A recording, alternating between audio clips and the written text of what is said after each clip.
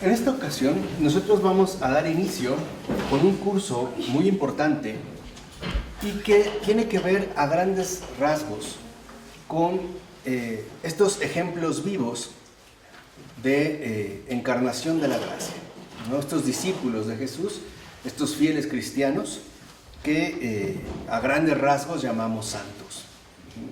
Entonces vamos a ir dejándonos guiar precisamente, ¿no?, por estas huellas de santidad que han quedado en el mundo y que siempre tienen algo que decirnos a nosotros, en tanto habitantes de esta tierra.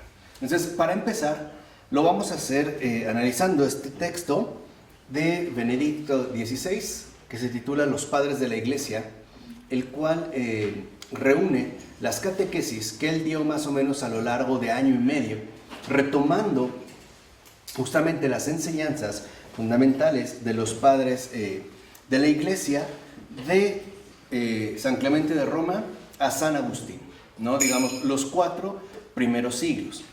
Y lo fundamental es que este libro tiene, digamos, como un propósito fundamental, y es el que podamos darnos cuenta cómo comienza el camino de la Iglesia en la historia. Este es, digamos, como el objetivo. ¿Cómo comienza el camino de la Iglesia en la historia?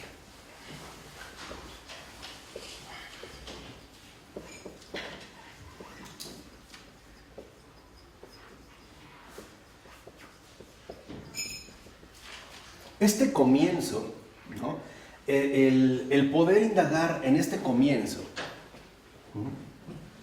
remite precisamente a las figuras fundamentales de los padres de la Iglesia, de los que nosotros ya precisamente reconocemos como los padres de la Iglesia. Ahora, este comienzo, entonces dijimos, ¿no?, ¿cómo comienza el camino de la Iglesia en la historia, ¿no? ¿Cómo da inicio, si lo quieren también ver de esta manera, cómo inicia la historia de salvación en el mundo en cuanto tal? Remite, dijimos, a las figuras vivas de los padres de la Iglesia. Y podemos decir a su vez, bueno, ¿y quiénes son, ¿no?, por tratar de decirlo de alguna manera, los padres de la Iglesia? Son, como también afirma Benedicto XVI, para empezar, son personas concretas, de carne y hueso. Podemos decir que los padres de la Iglesia son personas que avanzan con decisión,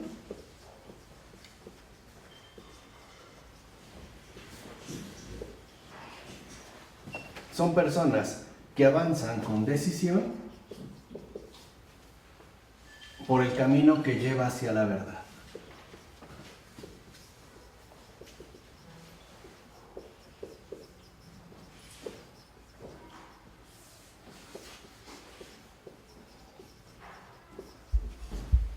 Esos son los padres de la Iglesia. Son personas que avanzan con decisión por el camino que lleva hacia la verdad.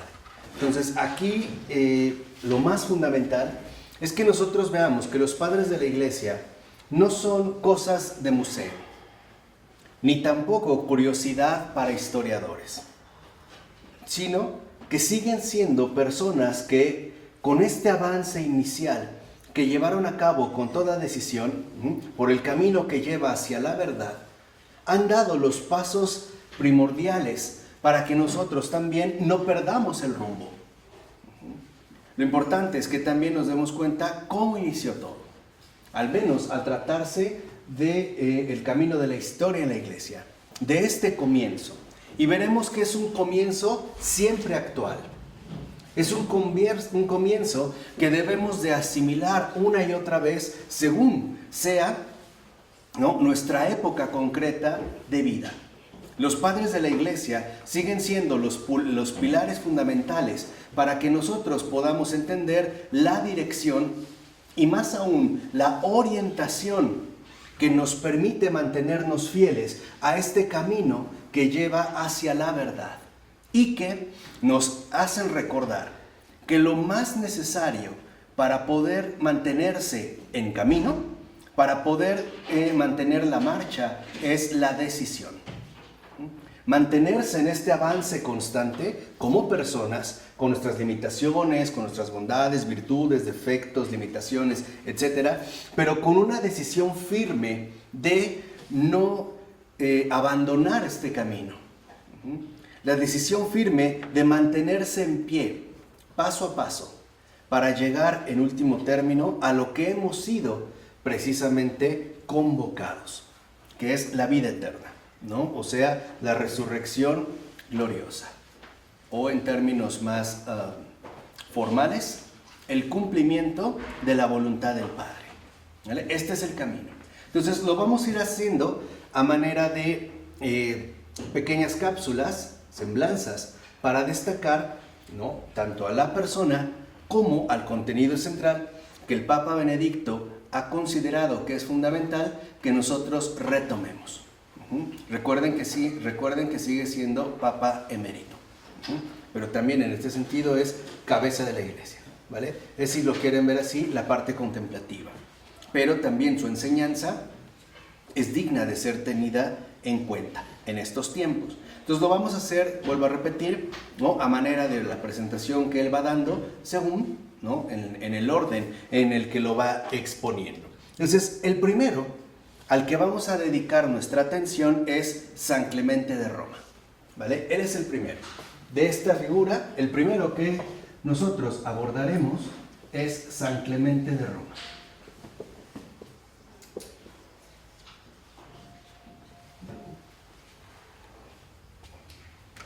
Que de hecho,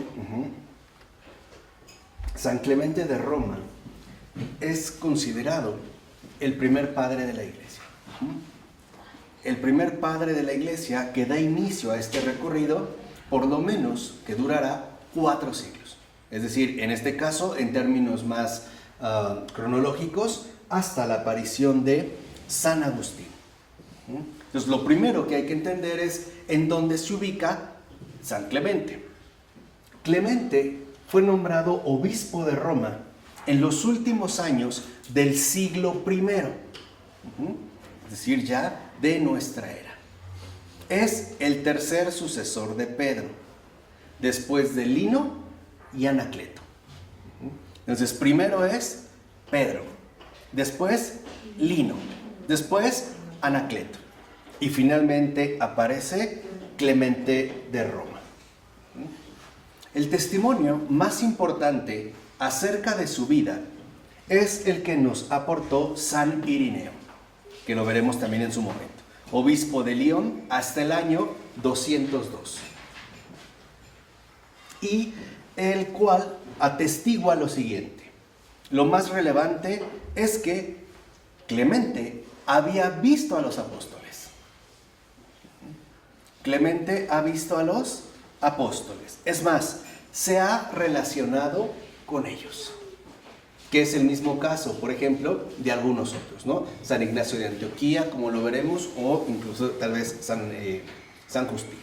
Pero lo primero es que los primeros padres de la Iglesia son los verdaderos testigos de la sucesión apostólica.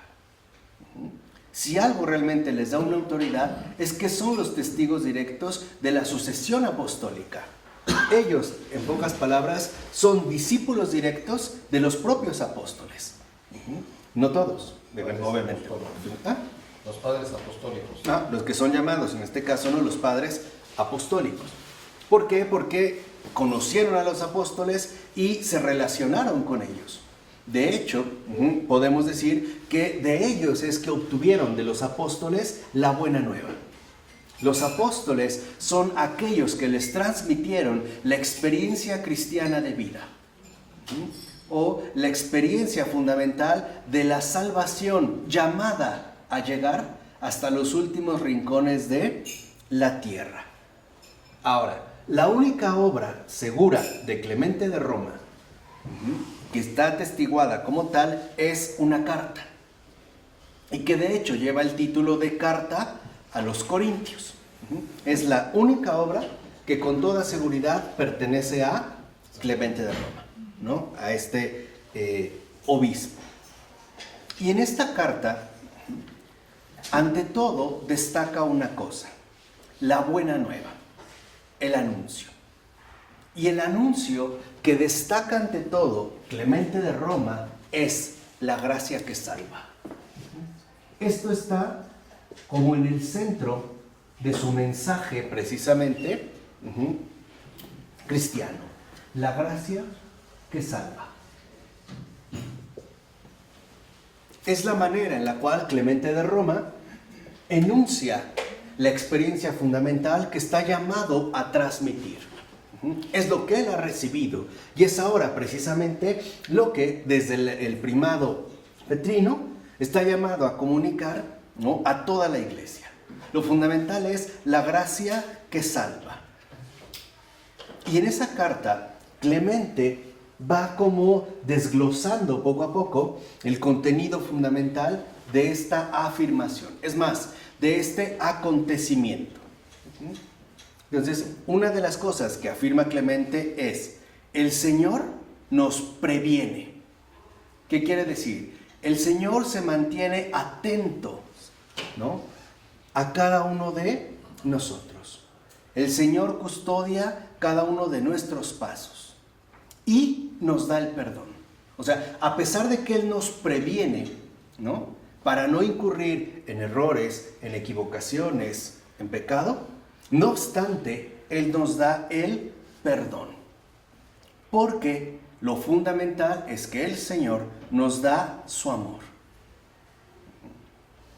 Y este amor, esta donación de amor que Dios mismo nos ha hecho, es lo que resume la gracia inaudita de ser cristianos. Vean cómo se va perfilando. Es la gracia inaudita de ser cristianos. Y para Clemente de Roma, esta gracia fundamental consiste en que somos ya hermanos y hermanas suyos. La gracia que salva nos ha hecho pues hermanos de Jesucristo. Somos hermanos y hermanas de el Señor. Y por eso para Clemente esta buena nueva, ¿no?, este evangelio es el centro fundamental que llena de alegría nuestra vida. Es, digamos, como el primer fruto de la gracia que salva. Ese es, digamos, el fundamento de aquella alegría que llena nuestra vida. Y además, que nos da seguridad en nuestro actuar. Entonces, para Clemente de Roma, la cuestión consiste en que la realidad invisible, espiritual, metafísica que vivimos, esta hermandad, ¿no?, con el Señor Jesús, el Hijo de Dios, es como el pozo más importante del cual brota la verdadera alegría cristiana. Ahí está, digamos, ¿no?, lo que Clemente de Roma encuentra como esa alegría profunda del cristiano. Y que además, precisamente por tal hermandad, podemos tener la seguridad que adquiere ya nuestro obrar. Obviamente, hablando de nuestro obrar cristiano. Porque para Clemente, lo fundamental es que el Señor siempre nos corresponde, ¿no?, con su bondad. Y la bondad del Señor es siempre más grande que nuestros pecados. Entonces, aquí el primer énfasis que Clemente de Roma sostiene es que la gracia que salva, ante todo, pone las cosas en su lugar. Dicho de otra manera, la experiencia cristiana de vida no está determinada, ni siquiera evaluada por el pecado, sino por la bondad de Dios. De tal manera que es esta bondad lo que, como dijimos, llena de alegría la vida y nos permite obrar en rectitud. ¿Vale? Ese es como el primer apartado. ¿Vamos? Hoy en día, muchos de nosotros carecemos de esta alegría. Precisamente porque se ha desdibujado de nuestro panorama de comprensión la gracia que salva. Sobre todo la hermandad con el Señor. Tendemos más a vernos como siervos como discípulos. Pero hoy necesitamos recuperar la experiencia filial de hermandad que el Padre nos ha querido conceder. O sea, debemos meditar nuevamente en un hecho o acontecimiento primordial. Somos verdaderos hermanos y hermanas de Jesús. Hoy en día incluso casi ni dice soy hermano de Jesús. ¿No? O sea, es para que vean cómo ha quedado desdibujado, ¿no? Tendemos a no vernos ya de esta manera.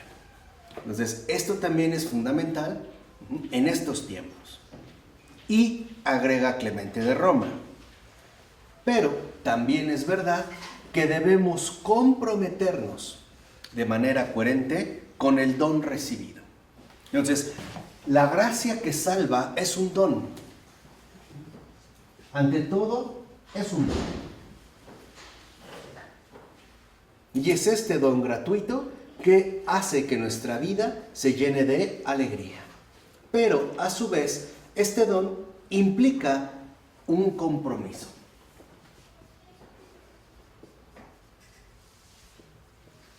O sea, nos invita a un compromiso coherente con el don recibido. No podemos, en pocas palabras, ser hermanos de Jesús y comportarnos como totalmente ajenos a esta hermandad. Entonces, una de las primeras luces que destaca San Clemente de Roma es que el hecho de llamarse cristiano debe ya perfilar por completo, tanto en lo exterior como en lo interior, la vida del creyente. O por decirlo de otra manera, para Clemente de Roma, llamarse cristiano no es un adjetivo, es un compromiso vivencial. Para San Clemente de Roma, vuelvo a repetir, decirse cristiano no es un adjetivo ni un adorno, sino que, por el contrario, es un compromiso coherente con este don que de hecho ya hemos recibido. Por eso, este compromiso también se va a manifestar en una respuesta, en responder al anuncio de salvación que hemos recibido. Y esto se logra a través de un camino generoso y valiente de conversión. Entonces, el compromiso central que San Clemente de Roma destaca es un camino de conversión, que en realidad durará toda la vida. Ese es el compromiso. O como diría en sus propias palabras Fabrice Ayas, la conversión no es una meta, es un inicio. Ese es el compromiso fundamental de vida. Es decir, San Clemente de Roma se dio cuenta perfectamente bien que la vida cristiana es un recorrido audaz. Es un recorrido lleno, finalmente, ¿no?, de dificultades, pero también de avances y de logros. ¿Y qué es este compromiso de conversión? El que irá manifestando poco a poco el grado de intensidad y de aplicación en nuestra propia vida de esta gracia que salva. Es pues, ¿no?, si lo quieren ver de esta manera, una encarnación del don. Por ello, también en esta carta, observa San Clemente de Roma lo siguiente: si en Corinto ha habido abusos, o se han presentado abusos, el motivo hay que buscarlo en lo siguiente. O sea, si ha habido desórdenes, si ha habido ciertos abusos, etc., el motivo hay que buscarlo en lo siguiente: el debilitamiento de la caridad y, en consecuencia, de otras virtudes cristianas indispensables. Entonces, para San Clemente de Roma, cuando la caridad se debilita, la aparición, ¿no?, o lo que emerge de este debilitamiento son los vicios. Y por lo tanto, la ausencia de las virtudes, en este caso de las virtudes cristianas. Entonces, esto es un principio igualmente aplicable al mundo contemporáneo. Cuando las relaciones humanas se debilitan o se deterioran. Cuando se debilita precisamente la caridad. La caridad unida en la gracia que salva. Es decir, en la experiencia de la salvación. Y para San Clemente de Roma, cuando la caridad se debilita, las demás virtudes cristianas también se vienen abajo. Para San Clemente de Roma, el cimiento fundamental de la vida cristiana es la caridad. Cuando ésta se debilita, todo lo demás termina viniéndose abajo. Por eso, San Clemente de Roma invita a los fieles, ante todo, a la humildad y al amor fraterno, que para Clemente son como los dos pilares que irán sosteniendo nuestro compromiso de conversión. ¿Por qué enfatiza San Clemente de Roma la humildad? Primero, porque recibir el don de la gracia que salva es un gesto enteramente bondadoso de Dios. Es un don inmerecido. Y siempre debemos agradecer lo que se nos ha dado. Ese es digamos, como el paso en humildad. Y el segundo, el amor fraterno, es ayudar, cooperar y colaborar en que este don de gracia que salva llegue a todas las personas de este mundo. Que yo también lo que he recibido lo pueda a su vez hacer llegar a todo mundo.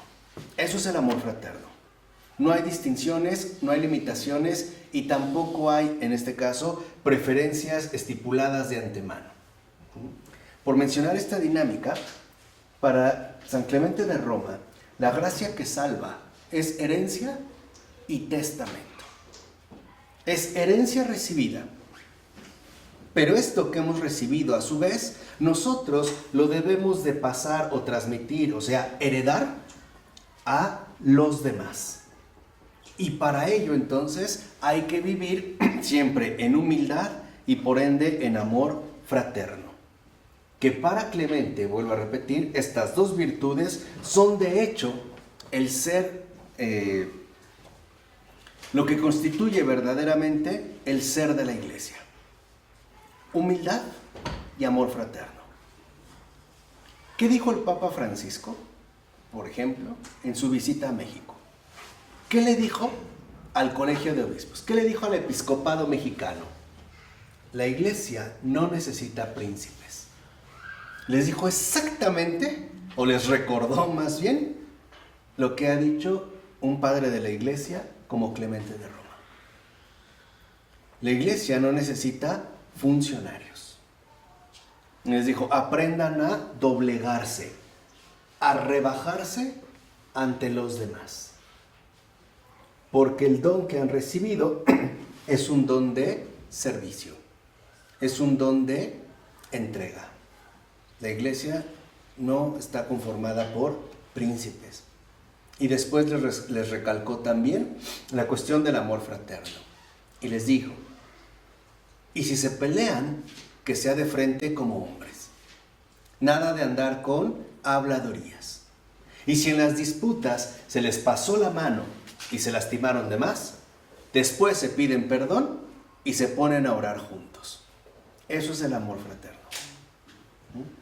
El amor fraterno es aquel que en último término culmina siempre en la reconciliación, a pesar de las luchas o los conflictos que puedan llegar a presentarse. Que de hecho es lo que complementa la humildad. La humildad es la aceptación de empezar una vez más al lado de mi hermano este recorrido. Es lo que contiene la decisión.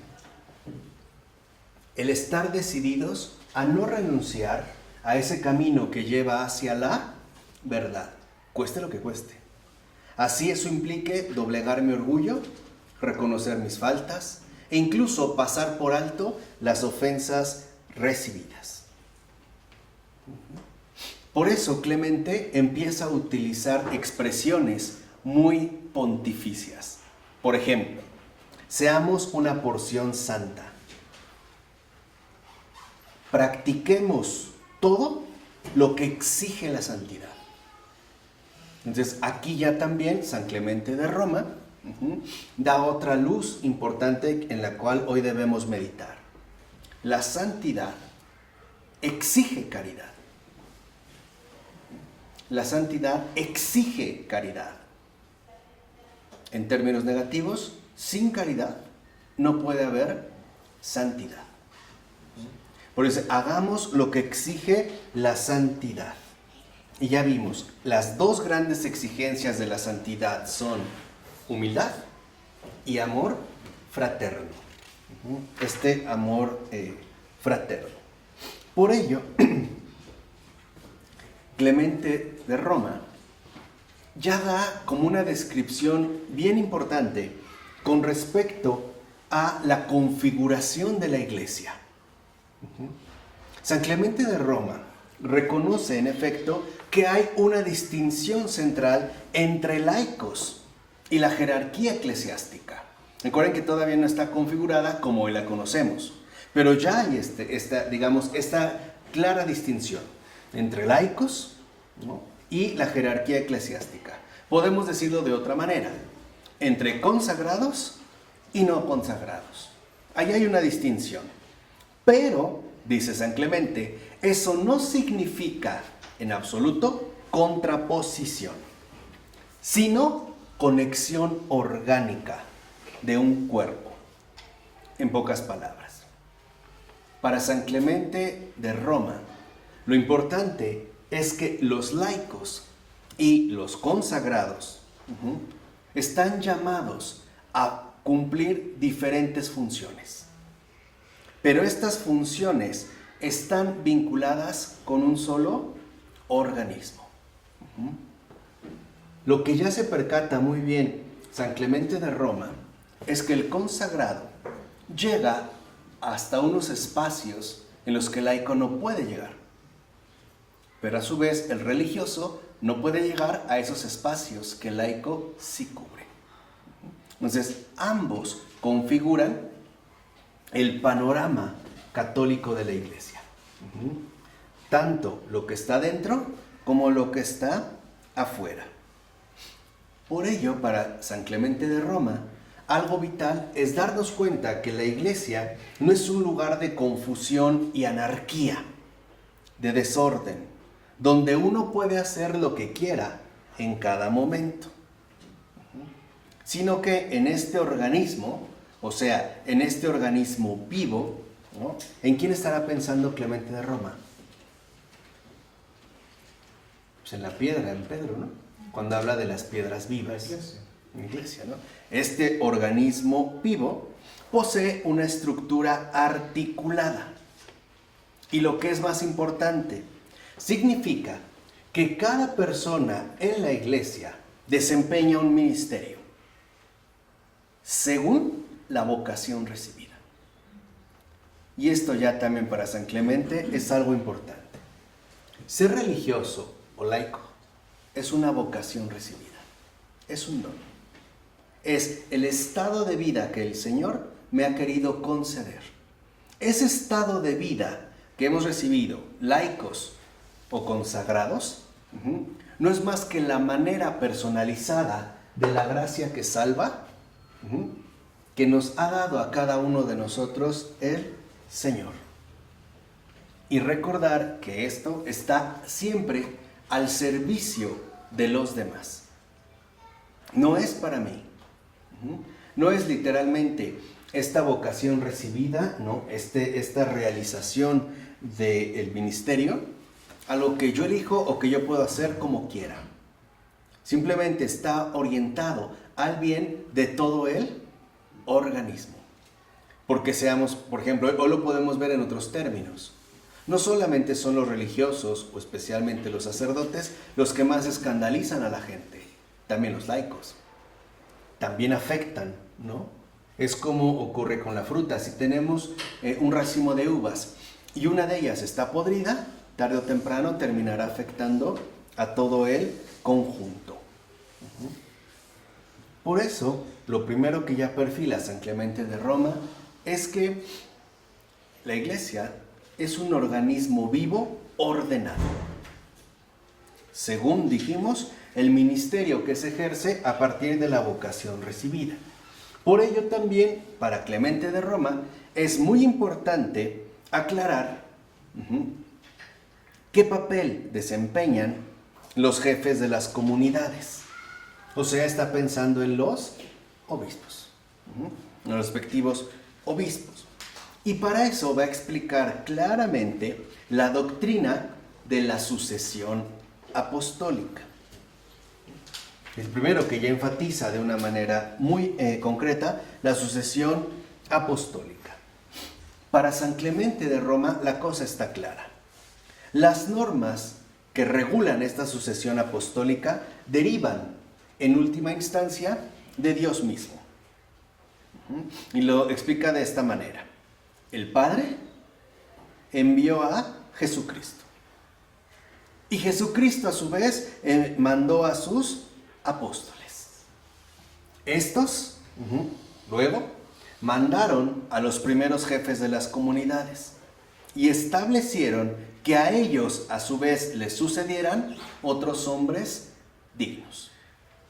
¿Vale? Entonces, la sucesión apostólica no es más que la realización histórica de la voluntad del Padre. No es más que la continuación del envío primigenio y primordial que ha hecho el Padre. El Padre ha enviado al Hijo. El Hijo ha enviado a sus hermanos. ¿Y qué van a hacer los hermanos? Enviar a otros. Enviar a sus otros hermanos. Pero es, digamos, la continuidad histórica, ¿no?, de esta voluntad paterna. Por tanto, para Clemente, las cosas suceden ordenadamente por voluntad de Dios. Y aquí Clemente, fíjense, ¿no? Les digo que suena como muy actual, ¿no? Hoy en día en lo que nosotros igual experimentamos, con estas palabras, ¿no? O sea, el insistir que esto entonces, ¿no?, todo procede ordenadamente por voluntad de Dios, con estas palabras, San Clemente de Roma, ante todo subraya que la estructura fundamental de la Iglesia es sacramental, no política. Tal cual, o sea, ese es como el énfasis de San Clemente. La estructura fundamental de la Iglesia es sacramental, no política. No puede funcionar de la misma manera que una institución del mundo.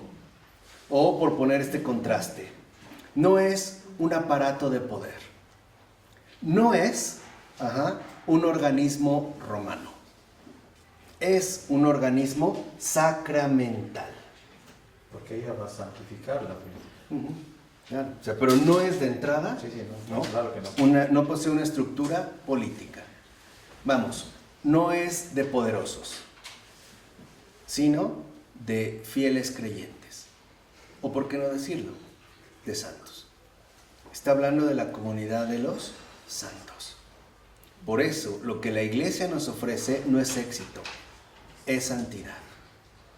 Lo que nos ofrece la Iglesia no es poder, es vida eterna. Lo que nos ofrece la Iglesia no es éxito terrenal, sino fracaso terrenal. O sea, resurrección gloriosa. Por eso, para San Clemente de Roma, la misión central de la Iglesia no es otra cosa más que la realización de la acción de Dios, o sea, la liturgia. Para San Clemente de Roma, la acción de Dios se manifiesta de manera sacramental en la liturgia, no en los negocios, no en los intereses económicos, sino en la vida litúrgica. Y es esta vida litúrgica, es esta centralidad sacramental la que va a conformar y a configurar tanto nuestros pensamientos como nuestras acciones.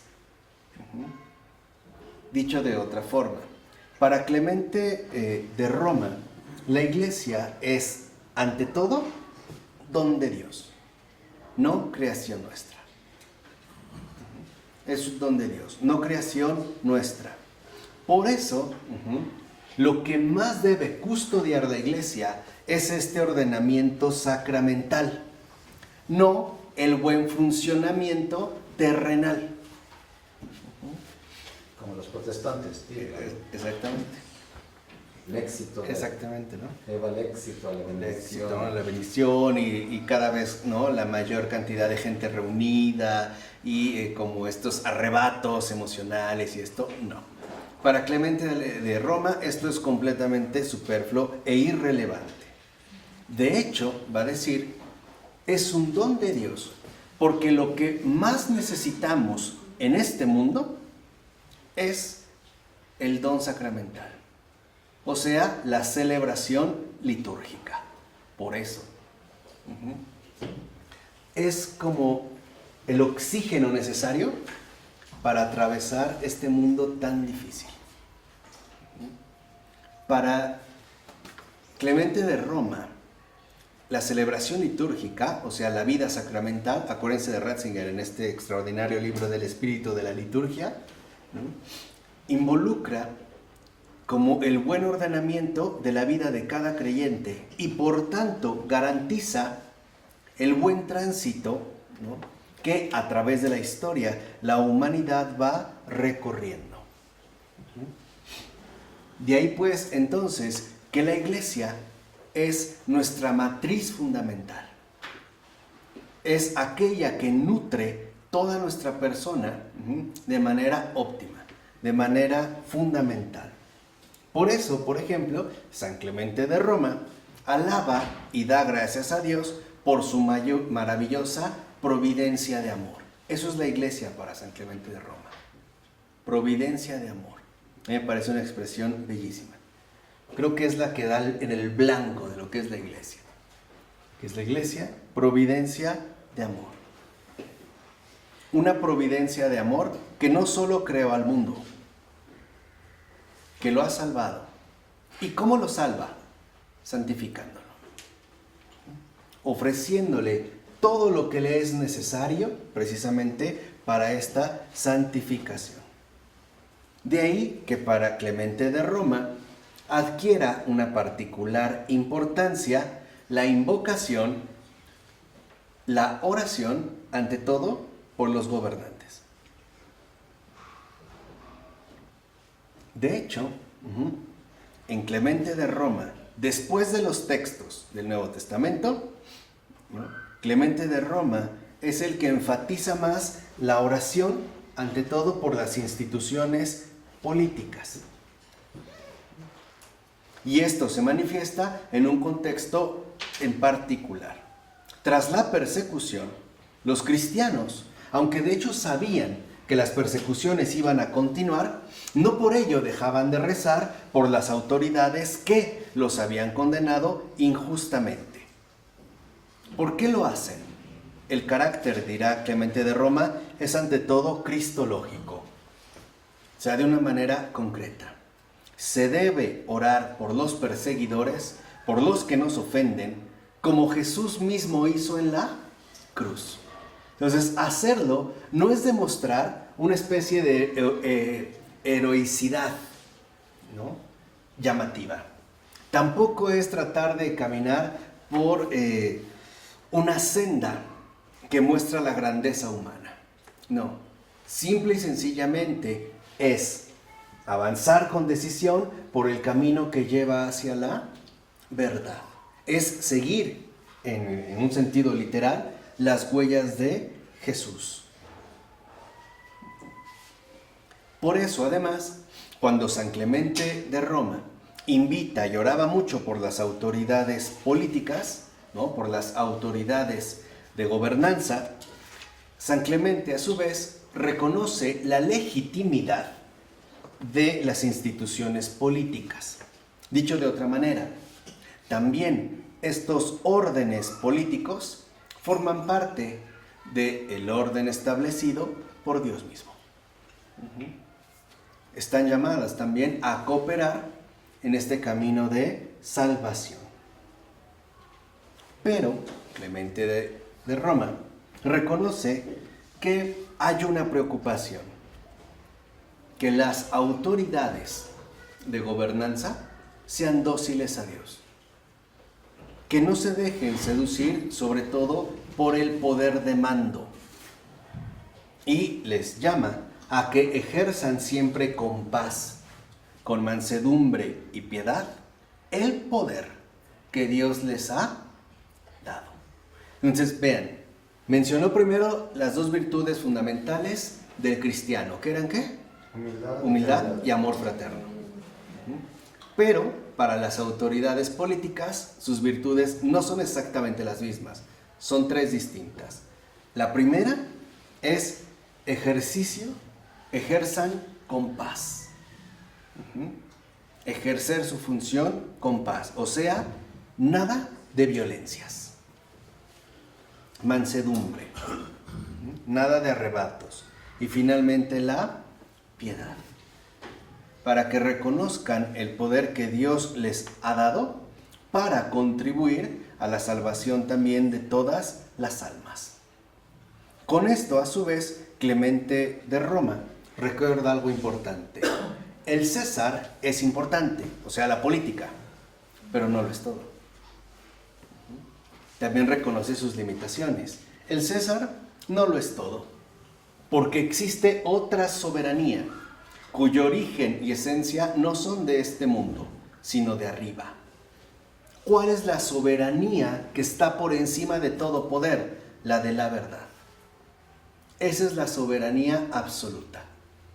La verdad es la soberana absoluta de este mundo. Por ello, incluso los poderosos deben escucharla. Así como nosotros decimos que nadie está por encima de la ley y sabemos que no es más que un truco para cometer las peores injusticias en términos legales, San Clemente de Roma lo que diría es nadie por encima de la verdad, por mucho poder que tenga, ¿no? Esa sería la soberanía absoluta. De tal forma que, como nos recuerda hacia el final de esta presentación Benedicto XVI, nos podemos dar cuenta cómo incluso esta carta de San Clemente de Roma, escrita hacia finales del siglo I, afronta, ¿no?, y nos recuerda numerosos temas de perenne actualidad que no pueden pasar desapercibidos. Hay una soberanía, sobre todo, por ejemplo, en un momento en el que las instituciones políticas y las instituciones en general están verdaderamente desacreditadas. En un momento donde los políticos también están totalmente desacreditados. Por eso el Papa Francisco decía, hoy que más los necesitamos es cuando más, ¿no?, desacreditados se encuentran, ¿no? Al grado de que hoy vemos como puestos de gobernanza tan fundamentales como presidencias, que son puestos políticos, pueden ser ahora ocupados por personas no políticas, sino empresarios. Y no dudo que por ahí también un día aparezca un jugador de fútbol o alguna celebridad. Ya lo hay. ¿No? Pero ya a un nivel mayor, más alto, no lo dudo, ¿no? Por eso hay también actrices, cantantes, y ya no, ¿no? Ya vemos que hay como una revoltura. Entonces, aquí, digamos, lo primordial es que nos queden claras tres cosas. Número uno, la esencia fundamental de la Iglesia es litúrgica, es decir, sacramental, no operacional. Número dos, laicos y sacerdotes conforman un mismo organismo, pero ejercen su vocación de manera distinta. Y número tres, los poderes políticos son legítimos, pero no autónomos. Afortunadamente, Clemente de Alejandría no escuchó esta ficción, ¿no?, político-moral como hoy nosotros. Pero lo que está diciendo es, no son autónomos. También están ligados y ante todo, ¿no?, regulados por esa soberanía absoluta que la verdad posee. Por lo tanto, poderosos y no poderosos, religiosos y laicos, creyentes y no creyentes, cristianos y no cristianos, estamos llamados a dirigir todo nuestro ser hacia la verdad y dejar que sea esta verdad la que nos conduzca a un verdadero encuentro vivo y sobre todo, ¿no?, gozoso de unos con otros. Que sea la verdad la que nos ayude a atravesar las diferencias sin anularlas, pero tampoco sin destruirlas. Que sea la verdad, en pocas palabras, la que nos haga a todos uno, como el Padre desde siempre y para siempre ha querido. ¿De acuerdo? Pues pidámosle a San Clemente de Roma que ruegue por nosotros, y especialmente por los presidentes del mundo, y muy en particular por nuestro actual presidente. En nombre del Padre, del Hijo y del Espíritu Santo. Amén.